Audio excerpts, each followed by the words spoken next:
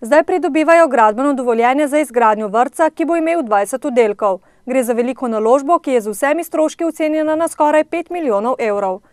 Mi enostavno brez dodatnih sredstev, ki jih računamo dobiti na sredstvi za spodbujanje regije, enostavno si to ne moramo privoščiti z lastnimi sredstvi, zato se bomo prijavili na razpis. Jaz pričakujem, da nam bojo v letošnjem letu ta sredstva bila odobrena in da bi v drugem letu lahko začeli graditi. Na razpisu pričakujejo 2,2 milijona evrov. Če jih dobijo, bo gradnja vrtca stekla v letu 2013 in bila zaključena v letu 2014. Če sredstev na razpisu ne bodo dobili, pa projekta sami ne bodo zmogli plačati, poudarja Molan.